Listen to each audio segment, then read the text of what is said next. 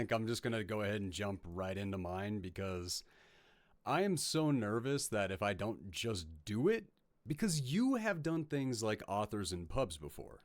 That's the thing. I've been thinking about that too, because I was getting kind of nervous today too, and I couldn't figure out why. Because yeah, I used to do live readings of my stuff every week for like 2 years. Why is this making me nervous? I don't understand. Yeah, but I get you. For you, probably because it's been so long.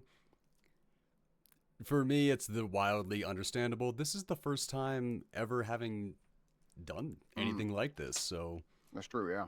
Yep. we'll be figuring it out. Probably should. What do you think? A little description over the book, what the story is, and then just right into it?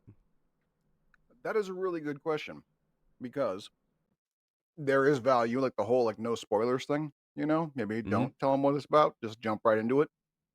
But at the same time, there is value in giving people kind of a little heads up as to what they're getting into. So it is very much a half and half thing. Well, that webinar that we went to for that writing, or didn't go Mhm. to, but attended, that's the right word. Right. Yeah. The webinar that we did, that, the things that they said, do live writing sessions, stream while you're writing your story. Like, That's insane. that doesn't make any sense. I don't know. Mm. Just absolutely not. The only thing I can think of is I think about like a babysitter, you know, like Like, huh? for like say for me, okay, like I have an issue sticking to it. If I got to sit down and write, it is very easy for me to get distracted.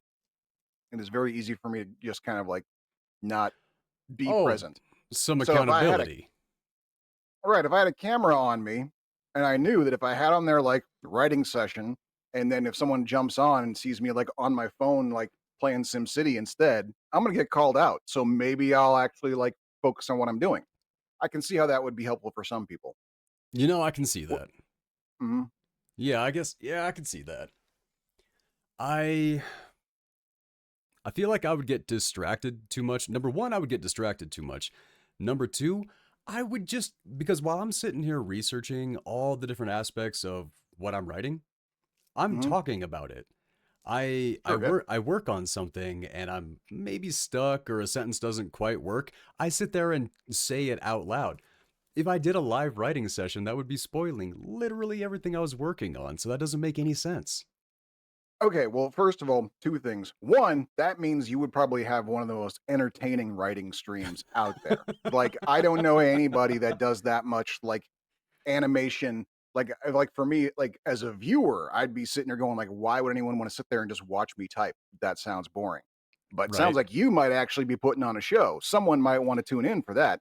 But at the Well, no. second, the second thing is like that actually does like the spoiler thing doesn't seem to bother people nearly as much. Like I know one Hmm. of the like back in the day when a lot of like web comics were being funded mostly by through Patreon and stuff like that, one of the things that they offered to paid patrons was that they would do a live stream of when they're like drawing and writing the comics. So if you like reached a certain threshold as a patron, you could dial in and live watch them like making the comic. And Okay, so you're same on thing. I was board like, with me for like trashing the idea of it, but now you're sitting here like literally defending and saying that it's a good idea. So oh, maybe we should. well, so here's the thing. I think it's a good idea for you. Well, that's the yeah, because a lot of my characters, I Mm-hmm, jump into their voices, I just, like mm-hmm. try it out, and yeah, that could be a little entertaining, especially for some of my female voices, because the longer my beard gets, I bet some of those feminine voices would be very funny. Oh, sure, yeah. You'll get clipped a lot, I'm sure, in that regard. But But I don't know if I want that. mhm, Just getting started. My book, we're going to start off with mine and the chapter one of mine. And my book is called Ryuki's Way. It is a somewhat modern adaptation of A Journey to the West, a warrior's journey, plain and simple. But it is, well, that's the thing, that whole spoiler, mhm. kind of curious about that. I think I'm just going to have to get into it and see how I want to describe it after a little bit. Plus, you had that guy that you hired to kind of describe the blurb for your book. I Right, think yeah. I think in order to do this right, I should just get some professionals and just actually do it right. Yeah, yeah. It's something. It occurred to me last time we discussed this. Like the way to describe it came to my mind as usual hours after it mattered to Of say it. course. Yeah. Yeah. Um. But yeah, it's that the reason why people will love your book after they read it, and the reason why someone will buy your book before they read it, are two completely different things. And folks like you and I are too bogged down in that first thing. We have no idea where to even start for the first one, and this for the second one. And so that's where we need professional help. And so yeah, that's There you exactly go. what it's for. I guarantee you, every book that you have ever purchased, that you have ever loved, I guarantee you that blurb was not written by the author. 100% and There's a lot to say 99% about sure. that for the fact that we know what we know about the book, but to have somebody else who just sees the story for what it is, Mhm. now there's a lot to be said about that. So, hell, man, before I get nervous, I'm just going to go ahead and get right into it. Do it, Doug. All right. And for the image that is up for my book, I have an artist working on it. This is pretty much just concept art. And I am realizing the artist did exactly what I asked her to do, putting that out there. I didn't realize how wrong I was. I'm just going to say Been that. there. Been So, there. Boy, have I been there. so Mhm. the cover that I wanted, not going to work, but that is what is up here. So, oh God, that looks so terrible. Is what it is. Oh, God, Brad, you have such terrible taste. Hopefully your book is Don't better. dwell. All right. Oh man, I like I said when I texted you earlier, I'm so nervous, man. I'm piddling my panties over here. Whew. You actually said you were piddling in your pantries, and I That thought would about be even asking. more nervous. Yeah, Right. it took me a little while to kind of sit there and go like, oh, autocorrect, and yeah, this is what he meant. And Well, see, I there you go. probably So shouldn't press nervous, the. not even like Yeah, looking at my text before I send them. yep. All right. No more stalling. Do it. Ryuki's Way by Bradley Hackworth. Chapter 1: The Gift of the Kitsune, Nichinan, Japan. I had finally arrived in Japan, the place that I would have called home had it not been for the shadow of past tragedy, and I was glad it took next to no time before I was summoned to duty. Beneath the overhanging shelter of a cave near the hidden temple, I secured my boat to a jagged rock, ensuring it was concealed from prying eyes. I leapt into the water and found my way to the rocky beach where I caught sight of the many steps leading up to Udo Shrine. The people were kind enough, making an opening for me as I jumped in line to climb the steps of the shrine, pausing just long enough to shake the sand and rocks from my sandals before my ascent. I panicked a little when a kid who saw my katana tucked behind my robe started playing with it, without my realizing. His mom gasped, but then her husband pointed out that because of how I was dressed, I must either be a guard or a performer. And then she smiled and they ignored me. Once I reached the top, I took position a short way from two pillars, one with the statue of a kitsune, the other empty. Standing behind those who had gathered in front of the shrine to share theories over what could have happened to make a guardian disappear, I thought back to Koriko's final words to me as I departed on my warrior's right, worried that I may never see them again. There must never come a time you expose them and steal their ignorance, Koriko had shot out in response to me questioning what would happen if I required help, tears welling in her eyes as she held me tight. We live in this darkness. We die. We exist as we are, so others may live as they do. I thought of her words as the crowd was replaced by another.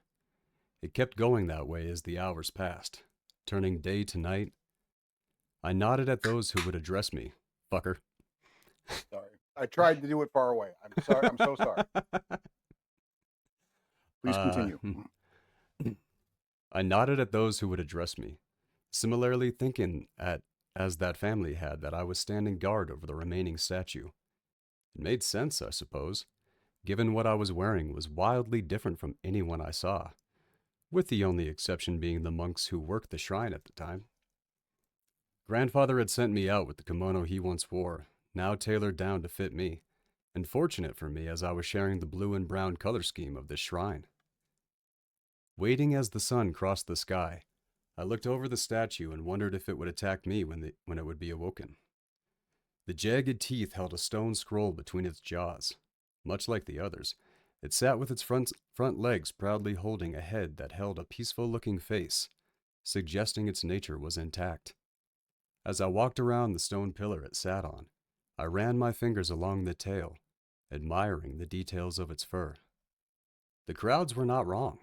It looked strange to see just the one, as they were set to guard in pairs, but I was there to rectify this situation. Eventually, I was left alone with the single guardian statue that rested at the base of Udo's shrine. I took one final look around me before I began my interrogation to see a remaining monk. I bowed to him, long hair falling into my face as I had promised myself a first kill before cutting. I looked up to see through my fallen hair that he was already far off and I had been left to my duties. After turning around and looking behind the statue to once again make sure I was alone, I placed my hand on the scroll in its mouth and took a deep breath. I was very afraid of failing before I even began by having someone catch me waking it up. After what wound up being more time than necessary, I finally decided to begin. Zenko, my name is Miyazaki Ryuki, and I've come to aid in the Kitsune's issue with Yako. To begin with, do you know what caused Yako's corruption? I said, still taking a moment to look for witnesses before I turned back and stared at the stone statue. You heard what I said. You know I'm telling the truth. Enough. I stared at the unmoving effigy for a while, growing embarrassed at the thought that I had accidentally chosen to talk to just a pretty rock instead of the point of contact I was meant to. I looked past the statue and back the way I had come, searching for any others that might be the one I was supposed to meet. Am I lost? You are where you are meant to be. The statue surprising me when its lavender iris shone through the stone. Relief washed over me as the kitsune shook the rest of its stone-like appearance off, revealing its full glory and truest form, the pale blue fur of the fox-like creature being slightly rustled by the wind as we took each other in. I got distracted by the waving tufts of long fur between her eyes until I reluctantly bowed to the first immortal entity that I would ever come to know. Lifting my head, I spit my hair out of the side of my mouth. Something that had become so much of a habit, I stopped realizing I was doing it until others pointed it out. I had offended many on my journey here. The Nagitsune must not be allowed to grow, young one. Her pleasantly calming voice was not enough to prevent me from wincing at it speaking so familiar with me. I meant no offense. You are much younger than one who tracks beings such as Yako should be. Your obvious lack of experience has me fearful for you and of your failure. Zenko's white facial markings that you could call eyebrows and whiskers sunk as she held a grim expression that I could clearly see. Her lavender eyes were remarkably expressive, even though basically a fox. But there was no point in denying that those wise eyes were seeing the truth. I looked down and got lost in staring at the way her blue fur faded to white paws, thinking about how I shouldn't be there. This task was set to be another's for a still significant amount of time, but both warriors designated for this region had been killed, one quite recently, forcing grandfather's hand and releasing me into the world. I had no issue with it, since as long as I held the capability of goals, mine was to avenge the death of my mother, one of the warriors meant to be here now. I do apologize, as this task for the Kitsune is my first, I said, watching Zenko sigh with disappointment and concern. Yet there's no one left but me. I give you my word. Everything I do is for the sake of my own, and I will not let them down. Once more, Zenko's wise eyes examined me, seeing only the truth. Very well, young warrior. Zanko bowed her head in acknowledgement of my words. However, your bravado does not increase your chances of success in my eyes, yet steadily decreases them. Therefore, I will join you for now. I understand. Which way? I asked. Condescension from a fancy fox really didn't sit well with me, but if it got me to my kill that much quicker, then I didn't see the point in protesting. I'll follow you until you say otherwise. Your manners are appreciated, she said with a polite smile on her face as she hopped down from her stone pillar, the tuft between her eyes bouncing as she landed, walked past and inviting me to follow. But you may be open with me, as I can sense how you truly feel. Show me where Yako roams. I hesitated for a moment before deciding she was correct and I need not hide my true feelings. Leave, and don't watch me kill your friend. I see, she said, half turning her head to look at me, but seemingly deciding against it as she returned her gaze forward. It will not be long. I regretted saying it like that, as this creature had yet to do anything to offend me. In fact, her presence was so overly welcoming that it felt like I was walking with an old friend, and I tried to fight it. I had spent many years imagining slaying everything like her I could find, but she was giving me no reasons. Instead, I was resentfully basking in the warmth of her presence. Over the next hour, and as we crept deeper into a forest made mostly of cedar and cypress, but with a few ginkgo trees as well, I thought about the lessons I had been taught in preparation of departure. She wasn't the one who was causing the damage, and the only reason I treated her that way is because of what she was. Both Koriko and grandfather had warned me of my ever-growing hatred spreading to the allies of our clan. And just as I was about to apologize, she spoke up with a deep concern evident in her voice. It knows you are here, she said, ceasing her movement forward before turning towards me. This is where I leave you to your duties. Thank you, and I attempted to apologize to Zanko, but she launched herself into the sky, disappearing as I lost sight of her between me and that night's near full moon. Please accept my apology. My words may have been lost on her who hid in the night sky. My attention was then ripped to the ground by the cracking sounds of trees being torn down. My stomach churned at the weight of the bloodlust that fell upon the air. I could hear the silence growing around me as all sounds of wildlife ran from the approaching beast, and for a moment, the world grew so silent that all I could hear was the growing pounding of my heartbeat in my own ears. I flung open the left side of my robe to reveal grandfather's katana tucked tightly to my side, crouched to the ground and did my best to silently unsheath the blade. Even with the help from the brightly shining moon, I saw no sign of the creature I knew to be near, but I could hear the approaching steps of what would be my initial adversary. Behind! I leapt out of the way, avoiding a swipe that brought a large ginkgo tree to the ground, bouncing off another in the dark and caught my footing as my jaw dropped. The creature was far larger than I was expecting. It held the appearance of a feral fox, but was the size of an elephant. Drool was flowing from its mouth like a stream. It was clearly angered that stalking its prey didn't work out. I started to lose composure as it crouched down, baring its enormous teeth, clearly readying itself for attack. I shakily did the same. Come on then, I said, the released rage spreading across me, replacing the fear that had instinctually come. The two of us rushed one another, Yako closing the gap much faster than I. In the final moment, it lifted its head, opened its mouth, and came down on me. I grabbed a knot in the bark of a ginkgo, short-stopping my movement, narrowly missing its teeth by not enough. I slashed my sword across its face and fought back against celebrating as I watched the blood spatter the forest floor, causing it to run and recollect itself. As I was retreating, I saw it had two tails bouncing behind it and tried not to wonder why the other one only had one. Focus. I reached into my belt, pulling out some of the prepared spell bombs from Koriko, and tried to sort through the 6 pouches as quickly as possible, but was struggling to remember which one did what. I thought this was going to be simple and maybe melancholic, like putting down a pet, but I was gripping the hilt of my blade with panic at how wrong I was. Also at the idea that I would be killed before I was even able to accomplish my first task.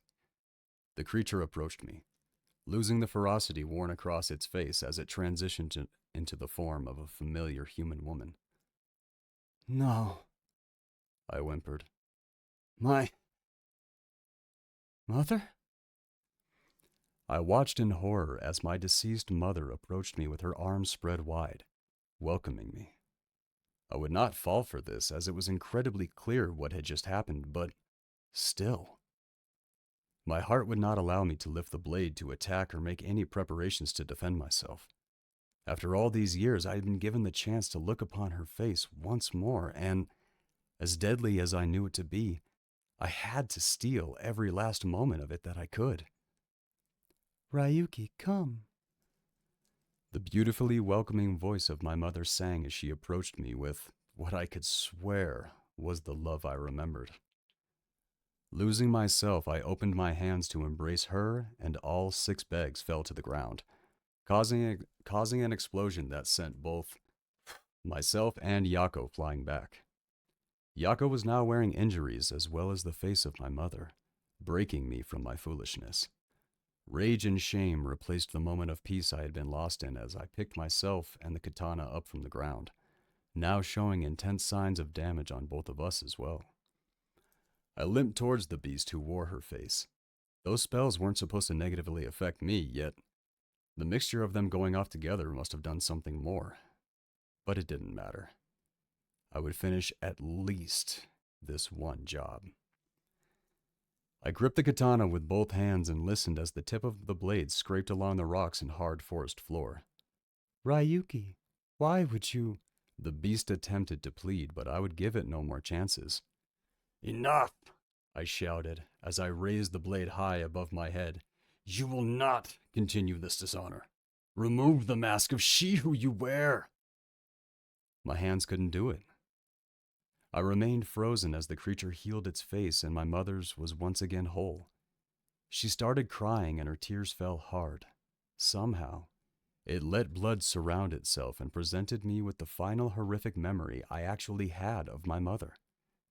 I fell backwards as the eyes I was looking through no longer belonged to what Zenko referred to as a young warrior's, but had become those of a small child watching his beloved mother's final moments. "I'm so sorry," I let out, slowly lowering the blade, lost in a living memory. "It was my fault." "Yes, it was, but we can remedy that now," she said, reaching out to me. "Together." As she continued reaching towards me, her fingertips extended into pointed blades that seemed as though they were made of a metal that she was lovingly going to thrust through my heart. I didn't care, as I could finally be reunited with her. But our reunion was halted by the moon's light all of a sudden shining so brightly it was as if we were midday. The disguise of my mother had completely vanished under the light the other kitsune shone upon us. In a moment of clarity, I brought the blade down as quickly and decisively as I could on the corrupted creature's head. I followed up with a stab through its heart and then fell to the ground. "No more!" I screamed with fury in an attempt to hide my pain, but it must have been all too obvious to my audience of one who shone the spotlight upon me, its moonlight reflecting on what had become the tear-stained face of a child. The bright moonlight faded as I stole what I thought would be one final look at the shameful form Yako had taken. Goodbye again, beloved mother. After we were left in total darkness, I picked the creature up and began our journey back to the shrine, praying it would release the form of my mother, but it never did. The walk lasted far too long as I carried her in my arms, doing everything I could to resist holding her as though she were really my fallen mother. But I did not have the willpower to hold the tears or the memories at bay. I thought of the times we played with Kendama, and the happiness that was always reflected in the joy she would show every time I succeeded. The beautiful smile that she wore across her face in every memory I held of her. Her sing-song laugh that would make me bubble each time it was me that made it happen. There was no moment I could think of as I carried the remains back to the shrine that wasn't of a woman filled with love and happiness. None but the last. Walking up the steps of the shrine, I saw that Zenko had dropped out of the sky and was now waiting for me on the same pillar she was resting upon when we met earlier that evening. I assumed she had been there since I had been left in the darkness. Her expression turned to a mixture of shock and anger as we approached. "Please put him down," she desperately demanded. "I will release this." I did as she requested and gently set what she referred to as him, but looked like my mother, down on the ground. She placed her paws on my mother's chest and softly howled a deep, resonating sound that I could feel travel through my bones. It seemed as though I was not alone in this, as the skin of the corpse shook itself back into fur. Very quickly, my mother's face faded into a fox's, and I was left staring at the remains of Yako. "Thank you." I was thankful, but also very angry, as Zenko had all but stolen my first kill, and my warrior's rite would not be completed until I had succeeded in 5 battles. "But I must ask, why would you help me? As shameful as it is, I may not have survived without your assistance, and your friend could have endured." "Taking the form of your mother was too far," she confessed. "I saw the effect it had on you and realized in that moment what would happen. What you said previously, 'There was no one left but me,' made the risk far too great. Therefore, I revealed his true form to you." Zenko took a moment to look down at her deceased companion, and I watched her succumb to her sadness. Tears filled her lavender eyes as she wept. I was completely shook as I stood there, fighting the empathy I did not want to give this creature. I had never once in my life truly considered the aftermath, or the collateral damage that may be left in my wake. "My friend was lost before I ever laid eyes upon you, young warrior," she said, having once again regained her composure. "Please accept my gratitude for bringing a finality to his torment." She bowed her head to me once again, letting the tuft of hair between her eyes fall like my long hair had done. In spite of everything I wanted to feel, I returned her bow, and we remained that way for a long while, neither one of us sure as to who should rise first. Eventually, I watched her eyes fall on my damaged sword and linger for a while, before lifting her head to speak. "There may be another way for both of us to continue to show our gratitude," she said, staring at the damaged katana my grandfather had used for decades. "Would you follow me?" Sure," I said, curious about what she may have meant by both of them.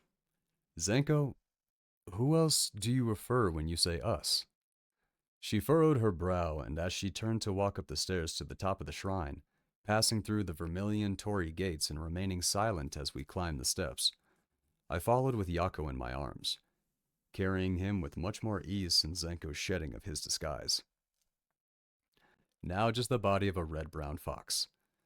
Once I arrived at the top of the stairs, she was waiting, motioning for me to set him down on a stone slab. "Yako is the one in which I reference," she said, watching me closely as I laid his body down. "He was not the one you fought this night. He was lost when struck by the yokai Mikasa, and if his mind was still intact, he would wish for this as well." "What would he wish for?" I asked. I had hoped that by my asking, she would not go deeper into an explanation over what she meant when she said yokai Mikasa, as even though this creature had gained my sympathy and some of my respect, I still did not want to endure a lesson from it. It's this region's way of saying corruption and nothing more. Thankfully, she complied. "In place of the weapon he robbed you of." She broke eye contact to look at the cracked katana she was referencing. "And with your permission, I will weaponize the remains of Yako if you so choose. His service may continue until such a time may come that you deem his honor has been restored." "And when that day comes?" I asked, running my fingers over the crack in the blade, wondering how furious grandfather might be if he survives long enough for me to return it to him. "Then I ask that you return, here and together." She returned her gaze to meet mine. "We will lay him to rest." "Show me," I said, accepting her offer, though you must understand my hesitation to use it. "I believe I understand," she gave back to me. "I am grateful for your willingness to accept the option. Place your sword hand here." Zenko motioned that I lay my hand on the dead chest of Yako, and so I did, feeling the still warm remains resist my palm. She placed her paw over the top of my hand, howled a very similar yet lower pitched resonance, like she did to release his form. I felt my bones vibrating, and the heat crawled up my spine as I was accepted through the hide. Now turn your hand over, palm up, please, she said, speaking with the same resonance she had just been howling with. I was stunned by her manners for a moment, but I snapped myself out of it and did as she requested. While turning my hand over, I saw and felt the remains clinging to my skin, as though the fur didn't wish to let go. But it adjusted itself with my movements and settled on the back of my wrist, feeling like my skin was being manipulated by the legs of thousands of tiny insects. The bones shrunk as they burrowed into my skin. Using her paw, she pulled me further up, and Yako's skull opened to engulf the lower part of my right arm, leaving me looking as though I'd been left with a skull-covered clubbed hand. Zenko? I said in a panic, realizing I should have asked for more information before we began. Where is my hand? Is this my new hand? What have I? Clench your fist and think of your sword, she said, barely suppressing a giggle. I did as she commanded and watched as the fur leapt into my palm and the bones nestled as armor on the back of my hand. The fur filled my grip, and to the greatest of my relief, I saw my hand holding a katana. I breathed a heavy sigh of I breathed a heavy sigh as the panic faded, turning into fascination at what had transpired within my grasp. I released my grip and was left with a very small version of Yako's skull covering the back of my hand, and the reddish-brown fur growing out of my wrist. Why is it so small? I asked, picturing Yako when he was big enough to topple trees. All you need is to will it to change, she replied. There is nothing more. If there truly is nothing more, I said, peeling the skull off my hand and tucking the newly created weapon into my pocket, then it's time I move on. One final time, just as we had done at our first meeting, Zenko and I bowed to one another and I moved to exit the shrine. It was still a few hours from dawn, but as I descended the staircase back to my boat, I thought how long yesterday's sunset felt from then. My overconfidence was nearly my downfall, and without the aid of Zenko, I would not have survived. The weight of grandfather and Kariko's worries began to settle deeper within me. Walking across the sand and rocks yielded the same result as when I first arrived. Sitting down in the rocking boat, I took my sandals off, brushed them clean, and began untying from the rock. I stole a final glance at the top of Udo's shrine to see Zenko looking down upon me, but it was too far away to tell if she had returned to her stone form or not. I rose and kept looking at her as the small boat was carried away from the shore, and as she fell from sight, I took the remains of Yako out from my robe to examine more closely. What do I call you, I wonder? I asked the corpse in my hand. I sat down, grabbed the oars, and began rowing north. Now that my first task had been technically completed, I would need to send message to find out if I'm needed here or if it's time for transport elsewhere. Yako's Wrath? I asked the skull sitting in the seat opposite of me. Yako's Veil. Wraith Skin. Phantom Pelt? I'm not very good at this, am I? I looked at the skull, waiting for a response, but it insisted on giving me the silent treatment. I was already bored and still not used to being alone. I felt the want to tell Koriko about what I had just done and have a meal in celebration of my accomplishment, or even be scolded by grandfather about my inability to accomplish my task alone. Foxfire Blade! I shouted at it. Ugh. Never mind. I continued rowing north in silence. And that's chapter 1 of Ryuki's Way.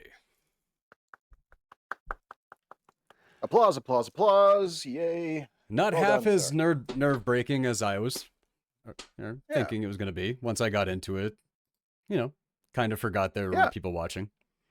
Right, exactly. That does happen. Yeah.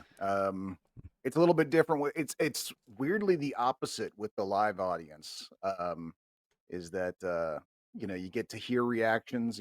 They laugh at lines, and you get to go like, oh, okay, this works. And it kind of fuels you a little further. So You would think having the live audience be more nerve wracking. It actually gets it's weirdly comforting.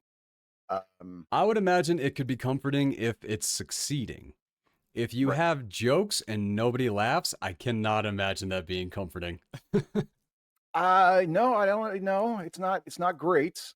It's helpful though, because it's one of those things where you're like, okay, that one didn't like and that was kind of one of those like I I kind of learned a few because I've got friends who also do stand up comedy. I did kind of like learn from there of how to recover a bad joke. Like I remember I did one piece where I was taught where it was a essay more of a story it was more of an essay than a story, and it basically was talking about people who take naked pictures of themselves in the mirror and stuff like that was basically like the subject matter. And and I even said in there about how like is this the kind of why is this appeal to us, because and I'm like, because maybe it displays just the right amount of poor decision making to suggest they might date me.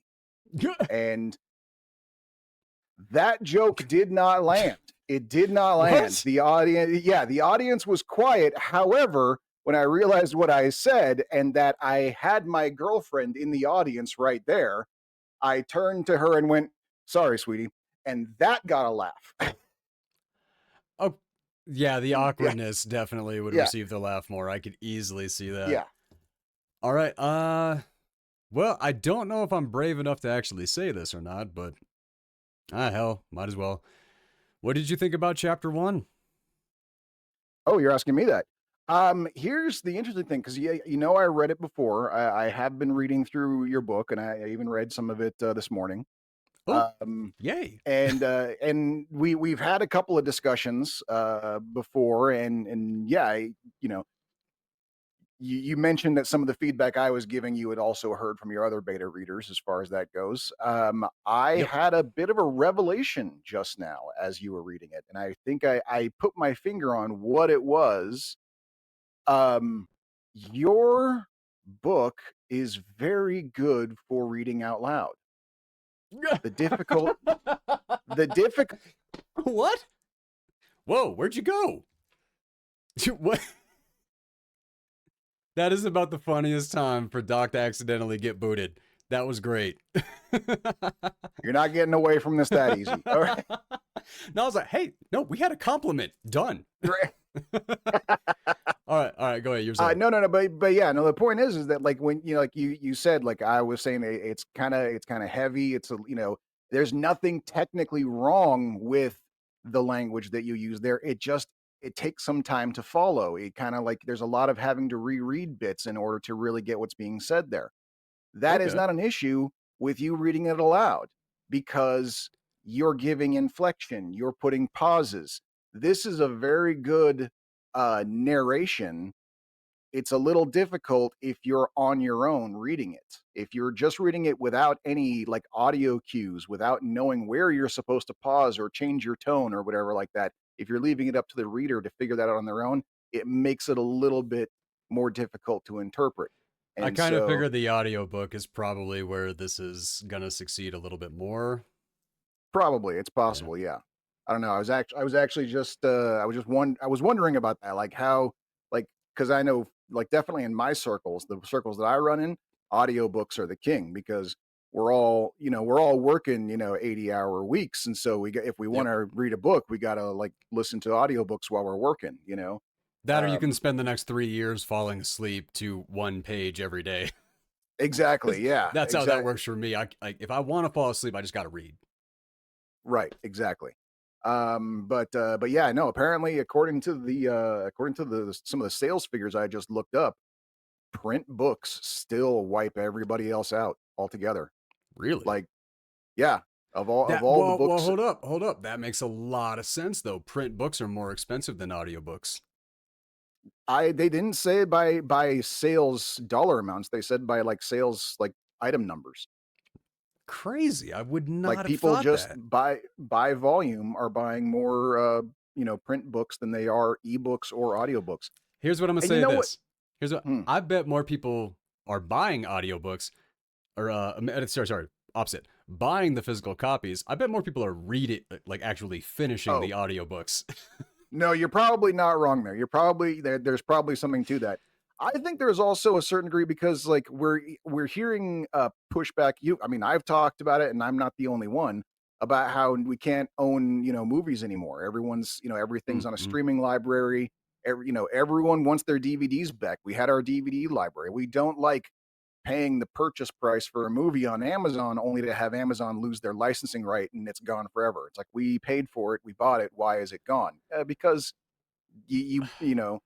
And so I think there's probably a lot of people who are buying the physical books just so that they don't have to deal with that because that is an issue. Even on Audible, like Audible, your library will come and go based on whether or not they have the license to the book you bought. I gotta jump in because there's something that I do not want to forget about this. There is Okay. something about buying movies on Amazon that is absolutely horrible. Oh Horrible, yeah. horrible, I horrible, horrible. You can't get them out of your library. The first like 5 movies that are on my Amazon are not yeah. movies I like. They're movies I specifically don't like, but an ex that I dated bought them on my Amazon and I cannot get rid of them. So I Oh literally yeah. ever. It is the okay. That Yeah. is all I wanted to say No, about that. I totally get what you're talking about because like that happened to me with Google actually. The first ever Google tablet I bought when were Yep. selling it, they were like, and you get a free YouTube digital free copy of Transformers: Dark Side of the Moon, and I'm like, I give zero shits about that, but this is the Yep. tablet I want, so I'm buying it. And then every time I went for like the next 2 years, every time I went on YouTube, I would see my like suggested videos and they would all say on there, like, because you purchased Transformers Dark Side of the Moon. I'd be like, I did no such thing. That is honestly that's awesome. Yeah. All right, I'm gonna queue up yours. Are you ready to give chapter 1 of Modus Operandi? Yes. Yes, I think I am. For the first part of the video, I did chapter 1 of Ryuki's Way. Second part, we're jumping in for chapter 1 of Modus Operandi, a book written by Jonathan Ems. Mhm. Written what, Uh, 10 years ago at this point? 12. 12 years Well, ago. actually, 13 years written. And then, yeah. And then I kind of, when I first published it, I put it out as a serial online. Mhm. And then once I finished that, then it was like a year after I first started putting it out. Then I finally published it as a trade paperback kind of thing. Okay. There was a whole thing like the online like publishing thing I was using at the time. Like I was putting it out as a serial, and then just as I was about to publish the last book in the serial, they came up and they were like, "Hey, we don't do serials. You gotta take these down and publish a full book." And I'm like, "Bullshit! There's serials all over the place. What the hell is this book?" No, we don't do Like, it and for you're you. right, exactly, yeah. And you know what? It's been like 8 months. You sure did take your time figuring it out, you know. Oh yeah. But so yeah, so and then even then, like it's based off of a uh like a YouTube series that I wrote the script for. It was supposed to be when I was in China. We were gonna try to produce this series and put it online as like a Right. TV series, a Yeah. short TV series. And so the very first version of it was written like maybe even 5 years before that. So this is like a 20+ year old story. And it's still, I mean, looking back on it, I'm sitting here going like, I'm a better writer now. There's things I do differently, but at the same time, I'm kind of like, it's still, yeah, no, I still like it. I still like it. I don't love it like I used to, but I still like it. Well, let's hear it. Um, all right. Modus Operandi, a tech noir mystery that was added like 2 years ago. That part. Oh, okay. Mhm. Tech noir mystery. That was as a late edition. Book one. Not very bright. Prologue. The world breathed a sigh of relief when scientists and mathematicians of every nation came to an agreement that the world was not going to end. The massive comet that had been coming straight at us for the better part of a decade was going to just barely miss, affecting the Earth with little more than a spectacular celestial body to observe in the night sky for 2 short nights. This was why, despite foreknowledge of its approach, civilized nations were utterly surprised by the end of the world. Schaeffer's comet had an active isotopic core that would have rewritten existing theories on cold fusion had we ever been given the chance to discover it. As it stands, the electromagnetic waves that pulsed from the comet blanketed the Earth and turned every electronic component on the planet into a melted lump of slag. It wouldn't have covered so much ground had the Earth not been revolving. Every wire, every battery, every generator, every cable, every single bit of metal or composite material that had the slightest electric charge burst into a shower of sparks and flame and caved in upon itself, fusing to its surroundings. For the first time in over a century, the entire first world infrastructure stopped working. Other than that, not much has changed. Harvard Wilcox was just barely old enough to remember when the blackout happened. Oh, sorry. Now we are on to book one. That was the prologue. Book one. Not very bright. Harvard Wilcox was just barely old enough to remember when the blackout happened. At this moment, however, he doesn't remember anything at all. It wasn't like you see in the movies where the amnesiac super spy wakes up face down in an alley with no recollection of how he got there. Rather, Harvard was comfortably leaning against the wall in the alley when it suddenly occurred to him that he had no recollection of how he got there. It was the strangest feeling he'd ever experienced, as far as he knew. Don't panic, Harvard thought. Just think for a minute and try to remember how you got here. Looking around, Harvard saw that he was not in an unpopulated area. The alley was accessible through a guarded roadblock at one end and the brick facade of a skyscraper on the other. In between was a microcosm of a community for the residents who lived in the surrounding buildings. Iron safety gates that were meant to block access to the residential flats were made virtually useless by the people who left them wide open when lackadaisically passing between buildings. Wide industrial doors opened on the garage storage spaces in which residents kept their motor vehicles, tools for their trade, or in some cases, their children. One of them housed a small convenience store that seemed to have given up on any semblance of grocery and offered little more than the world's most extensive collection of artificial cheese-flavored snacks. Some of the older residents would pass the time sitting on makeshift stools just outside their doors, fanning themselves from the heat and waiting for something interesting to happen. They'd decided that Harvard was that something interesting. Not a single thing about this alleyway was the least bit familiar to Harvard. Okay, he finally thought, maybe I should panic. One of the most interesting things about amnesia is how it reveals the way our brain separates memories from knowledge. For instance, Harvard had no memory of his entire life from before that moment, but he knew that this meant he had amnesia and that the most likely culprit of this was a head injury. So, with great care, he ran his fingers over his head, gently searching for anything that revealed pain. Nothing. No splits or lumps of any evidence of a recent blow to the noggin.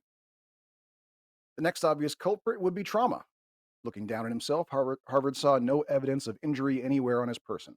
There were no tears or cuts in his clothes, no spatters or stains of blood. He was clean. He scanned the alleyway community once more. The quiet little neighborhood showed no sign that anything of significance had happened there other than his own peculiar behavior. When completely free of reference, no memory of precedent, and no experience to draw from, it might seem like the idea to search one's own pockets would come from out of nowhere. That is what Harvard did next, hoping to find some clue as to who he was and how he'd come to this condition. The answer came in the form of a small pharmaceutical box in his coat pocket. The front of the box featured an overly enthusiastic model with a broad smile and both thumbs thrust upward in an approving manner.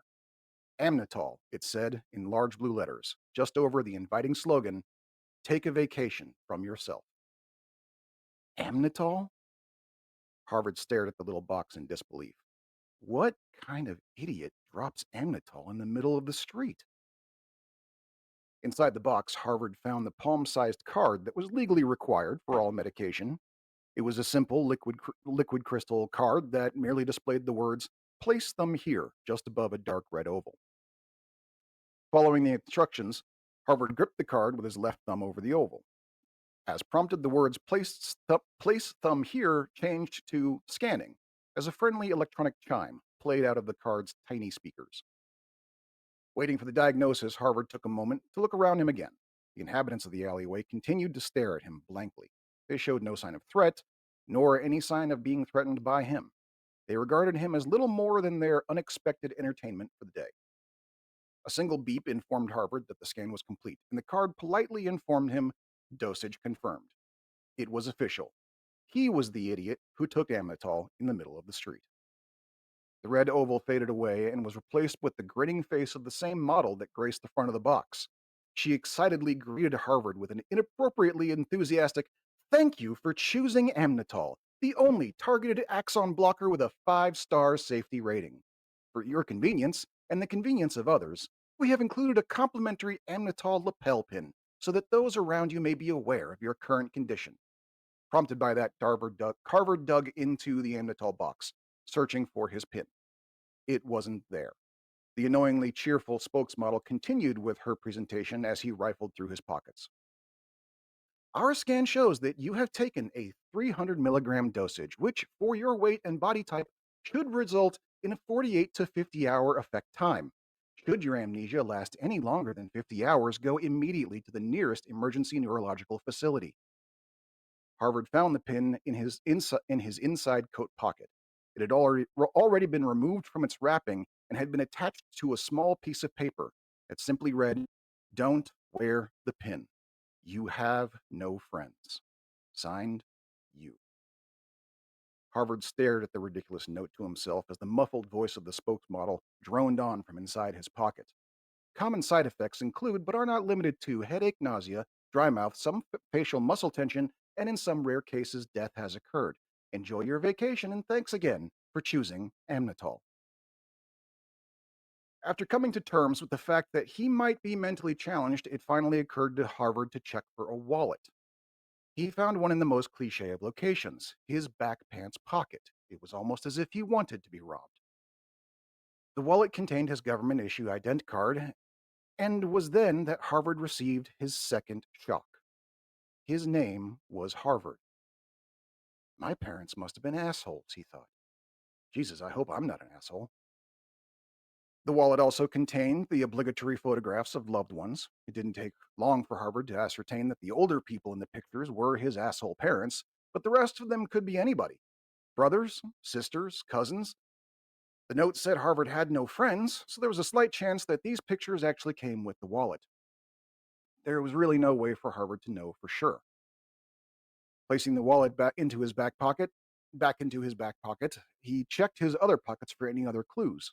The only other item was a business card from a place called Fast Track. From the look of the flashing red letters that displayed the establishment's name, Harvard could only assume it was as seedy a club as one could find. "Okay, my name is Harvard," Harvard finally said out loud. "I'm an asshole and I go to cheap strip clubs." Saying it out loud did not make it any more real. The looping animation on the Fast Track card changed to display the lineup of their featured dancers, a parade of stick-thin, top-heavy debutantes. What was shocking to Harvard was that one of them looked familiar. Starlight was the name displayed over her as she twirled around in a cartoonishly revealing outfit. Harvard was less interested in her physique as he was the idea of actually recognizing someone while on an Amnitol trip. It finally occurred to him that he recognized her because he had just seen her moments ago in his own wallet. It's amazing how easy it is to remember a face when your grand total of faces seen has been reduced to a single digit. Opening up his wallet again, he found the picture he was looking for. The girl he now knew only as Starlight was looking back at him with a warm and friendly smile as she held hands with some guy with his own stupid smile on his face. It took a moment for Harvard to realize that the man in the photo with Starlight was him. "My name is Harvard," he said out loud again. "I have no friends and I date a stripper. Or I used to anyway, and I'm the kind of idiot who takes Amnitol in the middle of the street." Saying it out loud didn't help at all. It still seemed completely ridiculous. He looked over the card and watched as Starlight appeared and looped through her routine again. "What kind of man am I?" Harvard asked himself. "Am I the kind of guy who's going to just enjoy his vacation, or am I the kind of idiot who would waste it searching for answers?" The advert looped through once again, and Harvard watched Starlight shimmy and twirl again. I think, he finally said proudly, to the quietly watching neighborhood, I'm the kind of guy who likes to watch girls take their clothes off. And with that, he turned towards the mouth of the alley and made his way to the main street. Hey! Harvard stopped cold. He'd only just begun to walk around the barrier at the end of the alley when the voice called out sharply. Behind him, he could hear the snickers and sighs of the residents, watching his confusion. Looking around for the source of the voice, Harvard found the small booth at the end of the barrier. Inside, a uniformed and sour looking man who seemed to barely fit inside the plexiglass frame of the station was holding a microphone with as much outward indignation as one can display when otherwise immobile. Can't you read? The guardsman said, seeming truly offended by something Harvard had apparently overlooked. I'm sorry, Harvard said. The sign, buddy, the guardsman said, pointing downward. Harvard dropped his gaze to just below the booth window. A yellow sign was stapled to the side of the booth reading toll $1. Toll $1, the guardsman continued. That's what the sign has said for the last 5 years. I'm pretty sure that's what it says now. Don't make me come out there to check. It's hot out there, and this uniform chafes when I sweat. I've got a nice air conditioner in here, and if I have to open this door and let all my cool air out just to walk around there and check my sign, it'll pretty much ruin my afternoon. You don't want to ruin my afternoon, do you? Harvard blinked in disbelief as barely audible chuckles and snickers from the observing residents faded in and out around him.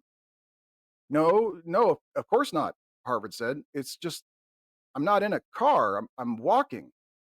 This seemed to elicit outright laughter from the spectators. Does the sign say anything about cars? The guardsman responded, seeming even more hurt than before at the instigation. The sign says toll $1. If that in some way implies that cheapskates like yourself that don't bother to get a car are in some way above the rules, then perhaps we need to reconsider the plasticity of our language. It's not that I'm a stickler for details, mind you. I just can't help but wonder what it is you've done in your life that makes you think it's okay for you to just walk past my checkpoint without paying the toll. Did you cure cancer? Have you saved the lives of impoverished children in Africa? What deed have you done that earned you the right to take food from my family's table? Okay, okay.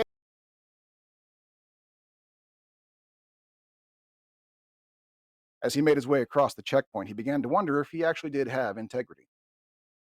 The guardsman waited patiently as Harvard flipped through the bills in his wallet.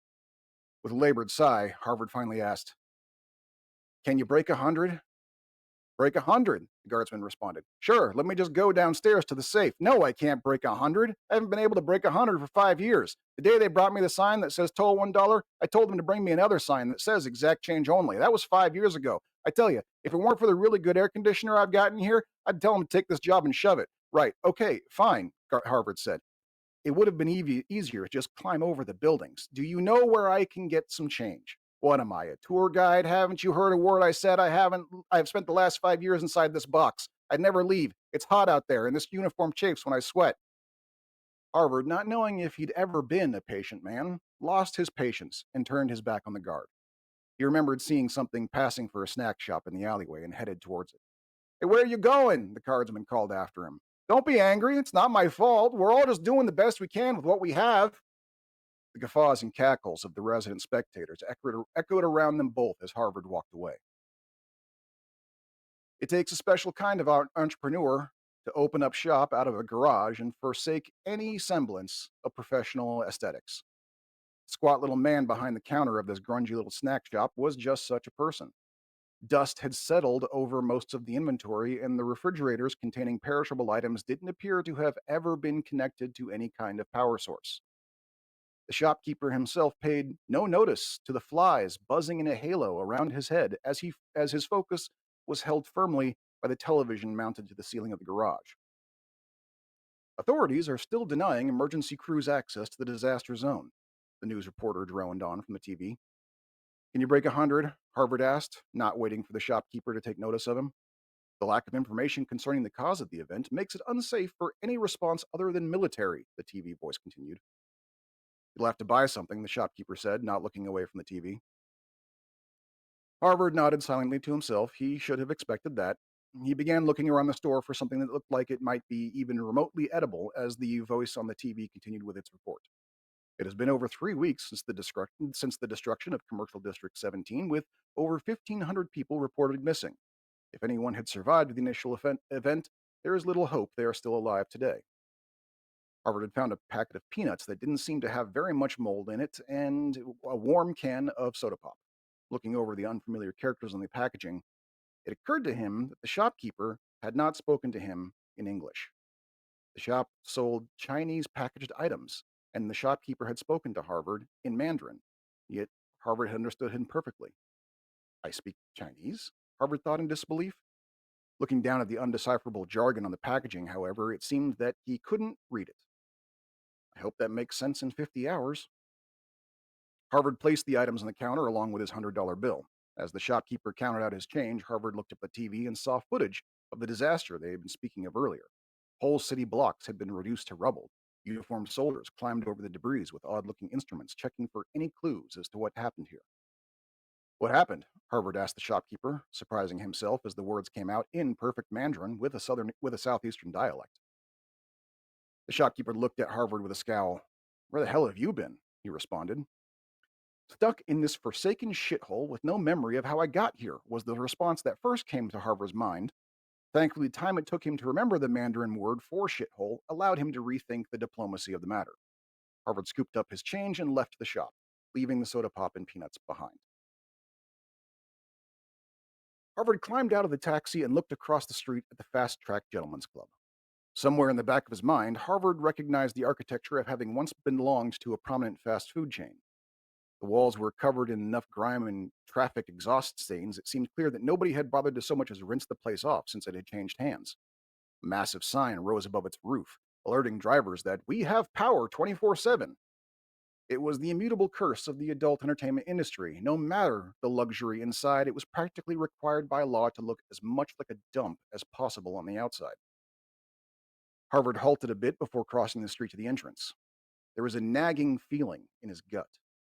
It was similar to what most people would call butterflies if the butterflies in question were more angry than afraid, and also armed. Harvard paid it no mind. He was determined to find out who Starlight was, and the spokesmodel did say that nausea was a common side effect of amnitol. He gulped down the feeling, marched across the street, and entered the club with as much confidence as he could muster. The sign just inside the door stated that Harvard was just in time to avoid a cover charge, so he headed directly for the main room. Hold it, a voice said from behind him. Why does this keep happening to me? Harvard thought as he turned towards the voice. A coat check counter was nearly invisible in the corner of the lobby. Behind it sat a man who was neither young enough to be a coat check or large enough to be security. Hand it over, the old man said. Harvard blinked at this. Hand what over? The doorman gripped the computer screen that faced him and swung it around so that Harvard could see it. It displayed a run-of-the-mill security scanner that showed a basic wireframe of a man with a highlighted wireframe of a pistol resting against his back hip. Harvard's mouth dropped open. That can't be me, he thought. We don't get too many toters around here, the doorman said, but we know how to handle you. You're not going to make any friends by breaking the rules.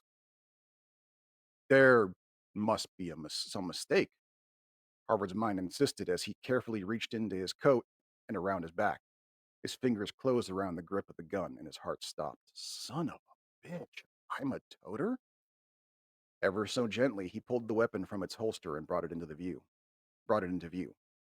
It was a nickel-plated, lovingly polished 9mm hand cannon. I'm a toter and my name is Harvard. I must be an asshole. Sorry, I forgot I had it on me, Harvard said to the doorman as he carefully handed the gun to him. Oh, yeah, the doorman responded, placing the weapon in a very complicated looking lockbox. I've heard about those new holsters. Damn things should be illegal if you ask me. Thumb here. Harvard pressed his thumb against the scanner and the lockbox clicked. Nobody was getting that gun now unless everyone was okay with it. Enjoy the show, the doorman finally said, and immediately began ignoring Harvard with all the skill and grace of a professional. There is an interesting paradox in every gentleman's club, one which they share with almost every bar, dance club, and even some coffee shops. They will spend ungodly amounts of money to make their club as poorly lit as possible. Dozens of industrial grade lights, each able to burn with the candle power of the sun itself, are mounted on the ceiling, covered with red or blue filters, set to 1/10 power, and pointed at a far corner of the room that nobody would ever want to look at. The result is an ambient haze of just barely visible everywhere other than the stage, where the lights are raised to 3/10 of power, making it seem like a glaringly bright stage that leaves you temporarily blind when you look away. What's even more remarkable is that nobody would ever have it any other way. "What can I get for you?" the bartenders asked. "Beer," Harvard said without thinking. "I guess I like beer." With beer in hand, Harvard looked around the main room of Fast Track, waiting for anything in his brain to tell him why he was here. So far, the only thing that stood out was the naked woman having a simulated love affair with the metal pole bolted to the stage. For a few short moments, Harvard didn't have any questions. He finally turned back to the bartender. "Hey, I know this is a strange question, but do you remember me?" The bartender cocked his head to one side. "Should I?" he said. "I don't know." Harvard took the Fast Track business card out of his pocket and handed it to the bartender. "I found one of your cards in an old coat, but I don't remember coming here before. Just curious, really." The bartender watched the ad loop over the card and shrugged. "Couldn't have been that long ago," he finally said. "Cheap ass batteries on these things don't last much longer than a month. Plus, I think Starlight's only been here a couple of weeks herself, so no. Sorry, pal, I don't remember seeing you. If you were here, it was on someone else's shift." "Right," Harvard said. "Starlight working tonight?" "She's working now," the bartender said. "She'll probably be on in a couple of minutes." "Cool, thanks," Harvard took his beer and found an empty table near the stage. The girl on the stage eyed him sharply as he did, possibly measuring up whether or not Harvard was going to be more friendly with his money than the rest of these day drunks. A part of Harvard's brain started to formulate an argument to forget about Starlight and refocus the investigation on whoever the hell this girl was. Harvard was so focused on the girl that he almost missed the chair when sitting down. A light tap on his shoulder snapped Harvard's attention around. Before he realized what he was doing, his hand had closed around the empty space at the small of his back where the pistol would have been had a conscientious citizen not relieved him of it earlier. Poor girl, startled by Harvard's reaction, barely managed to keep from losing her balance on the ridiculously high heeled shoes she was wearing. Harvard was about to admonish the girl for sneaking up on him when he realized that with the brightly colored uniform she was wearing and the cumbersome tray of cigarettes she was balancing on the aforementioned ridiculous shoes, it was obvious this girl couldn't sneak up on anyone if she tried. Harvard had not only let his guard down, he had downright neglected his surroundings in favor of the pale pink nipples that were hypnotically bouncing about the stage. "I should be dead," Harvard thought to himself, which later seemed like a rather harsh self assessment. "I'm sorry," he finally said to the girl. "You startled me. Would," she gulped, still shaken and not quite in balance yet, "would you like a cigarette?" Harvard looked down at her wares and felt nothing for them. This puzzled him, since it stood to reason that a smoker would feel desire for them, and a non smoker would be revolted by them. Maybe Harvard was reading too much into his gut reactions and just embraced the fact that he knows nothing about himself for the next couple of days. "I don't know," he said to the cigarette girl. "Do I look like a smoker?" She looked around the room, wondering if any of the other patrons would come to her rescue if Harvard suddenly pulled a gun on her. None of them seemed to even notice she was there. Her nipples were covered, so why would they? Um, show me your teeth," she finally said. That was not the response Harvard was expecting, but he complied. He bared his teeth at her in what he hoped was a completely non-threatening way. The cigarette girl leaned forward and squinted a bit, wanting to get a better look without actually getting any closer to him. She finally righted herself and pulled a pack from her tray. "You smoke Eldridges. I don't carry those, but I have Cobalts. They contract from the same plantation, so they're really similar." "Been doing this a while, have you?" Harvard asked. She shrugged. "It's the only thing I'm good at. Well, this and blowjobs, but this makes more money." "You're kidding. Less competition. That'll be $10." Harvard gave her the money and opened his newly acquired smokes. By now, a new girl had taken the stage and seemed to already be bored with her loveless marriage to the pole. Harvard's hands seemed to go on autopilot as they navigated the opening of the cigarette pack all on their own. He picked up the complimentary set of fast track matches and sat in the middle of the table and wondered why he didn't have his own lighter as he lit up the cigarette. Harvard had no idea how tense he was until every ounce of that tension melted away with the very first exhale of smoke. He sunk down into his chair and gazed up at the naked woman on the stage. She looked down at him with the general disregard one would have for a discarded ham sandwich one would be forced to step over when walking down the street.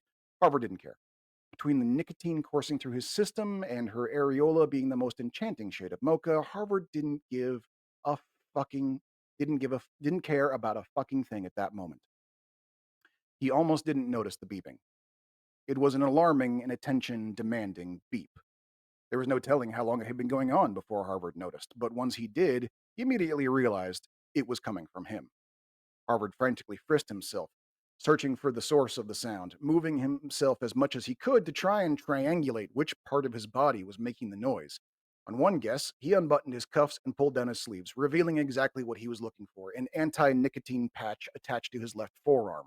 The words nicotine detected flashing in angry red letters.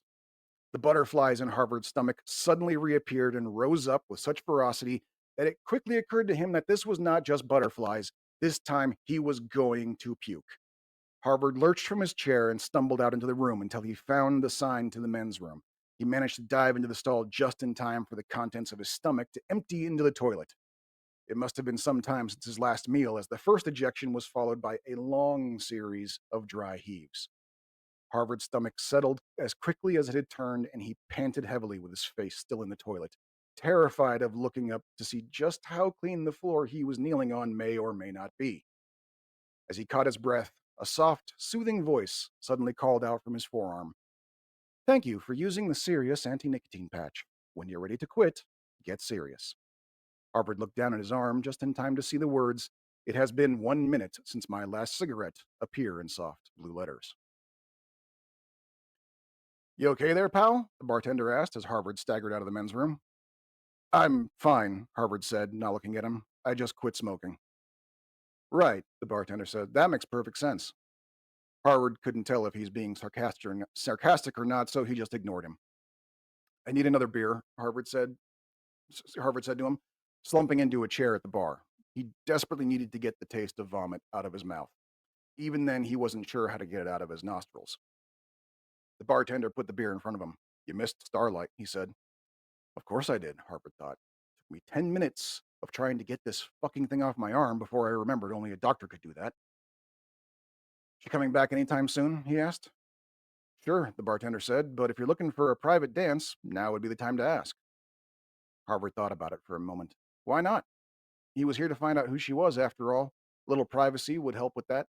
Why bother her while she's trying to work on stage when he could simply reserve her undivided attention for a few minutes, away from the prying eyes and ears of the random degenerates populating the main room? "Yeah," Harvard said, "that's a good idea." "I'll let her know. What's your name, pal?" "Harvard." Bartender stared at Harvard quietly for a moment. "Seriously? Just go get her, okay?" The bartender grimaced and disappeared through a door marked "Employees Only." Whew.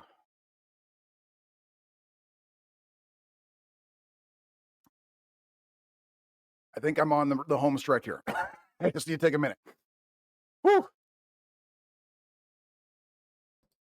I'm over here. I muted myself just because I laugh a lot and I'm a very animated person. So, like, Okay, all right. I'm sitting over here like you're bumping in on certain lines and descriptions, and I'm like, oh, he's such a better writer than me.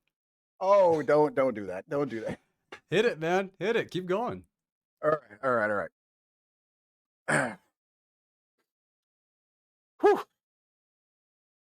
Harvard leaned forward and rested his forehead on the bar, the second beer rushing through his bloodstream and into his head, informing him of just how low his alcohol tolerance is.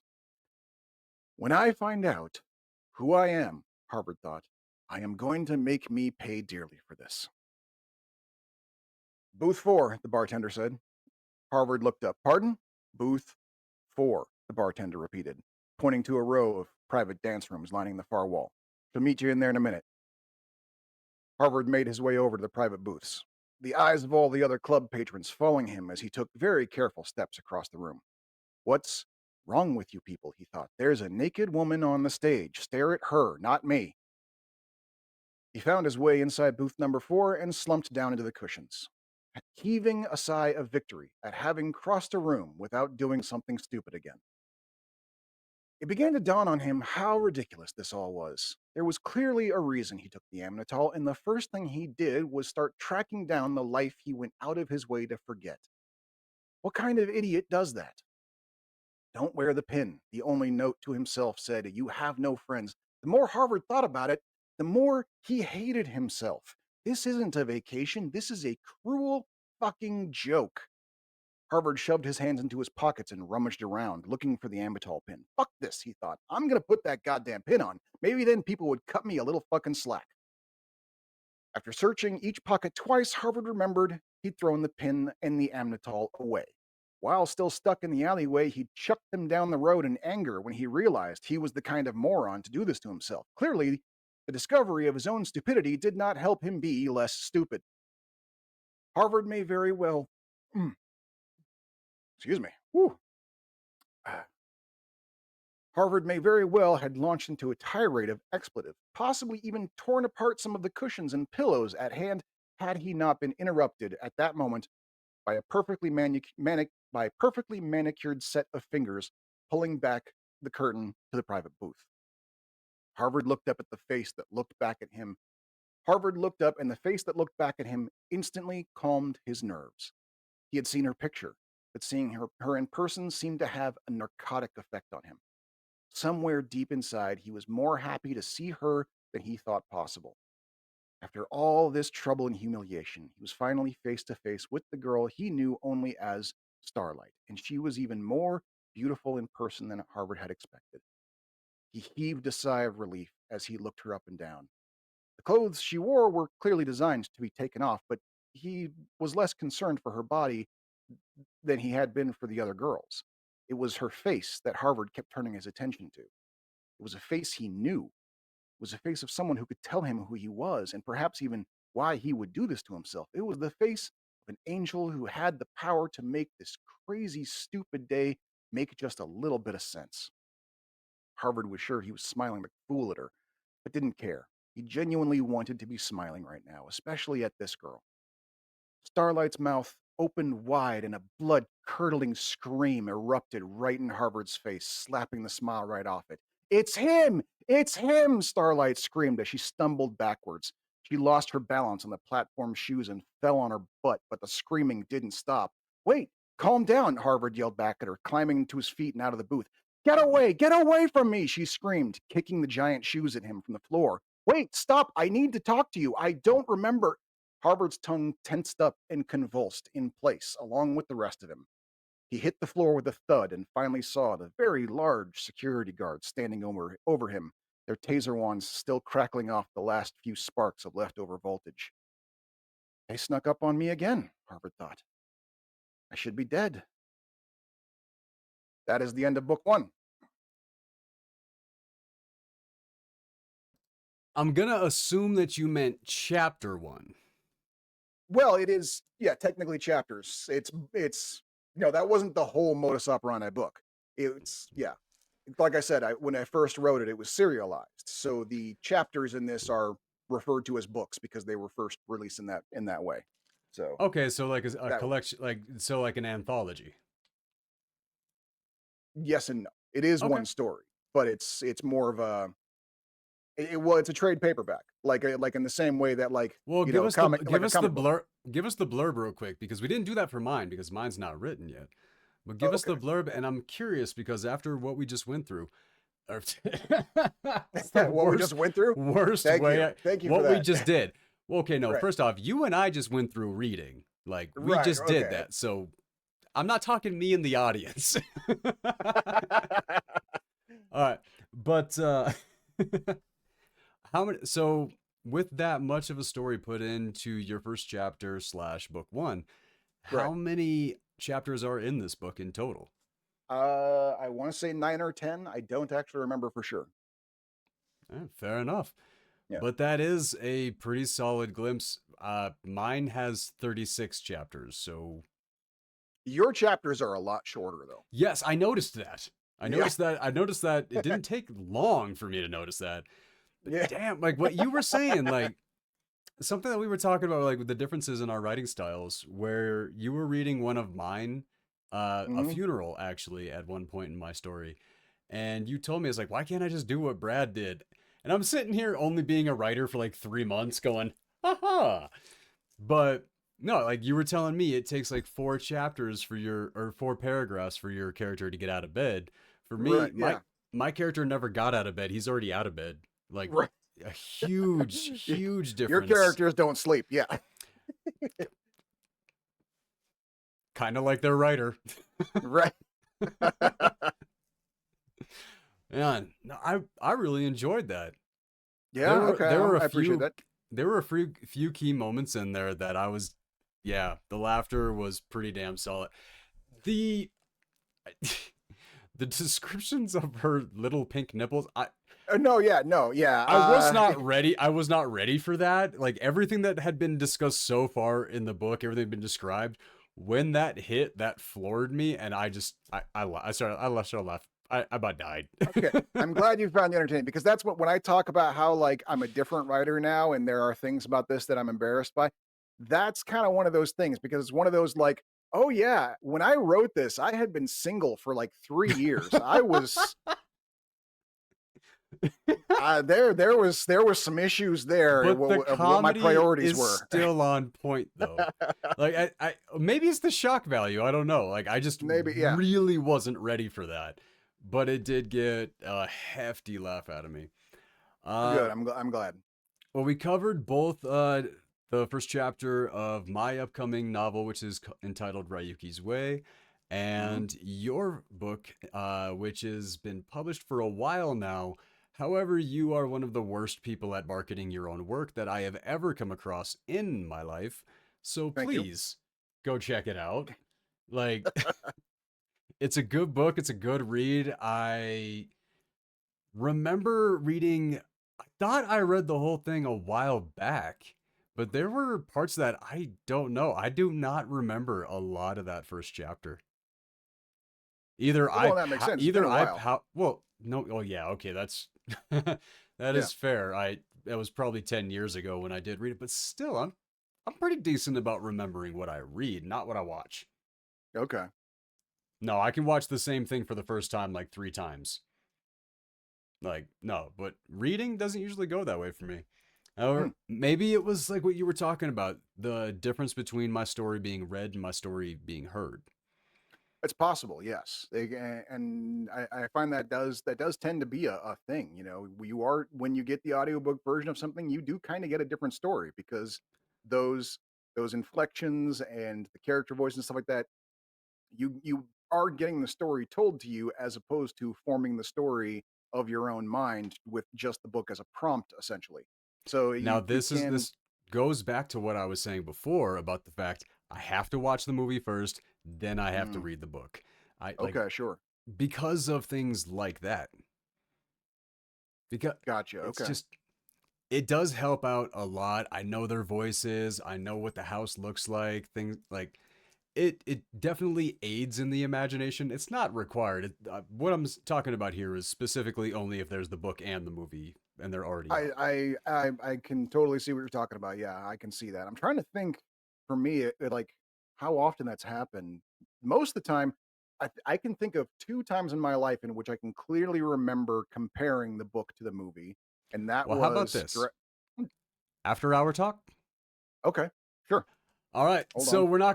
we're not going to be on Facebook for the after hour. We're just going to kick that over. That's only on YouTube. But if you want to join us, we're over at the Hacksaw Workshop, live on YouTube every Thursday, 7 p.m. Mountain Time. That's the thing that we aim for.